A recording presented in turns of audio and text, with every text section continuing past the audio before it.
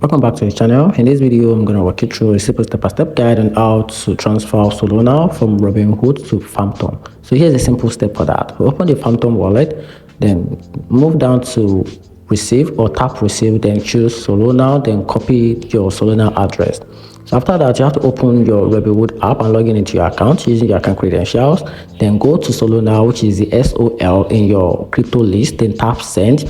Paste in the Solana address you copy in the recipient field, then enter the amount, then confirm the network is Solana and double check the address exactly. So approve and authorize the transfer and complete any 2FA authentication and tap confirm or send. So check the Phantom, so you will receive your coin in your wallet, and that's how you can easily transfer. And if anything goes wrong, keep the screenshot or the text ID and contact the Robinhood support for any questioning. And that's it. Hope you find the video helpful. Turn on the notification button and subscribe for more guide.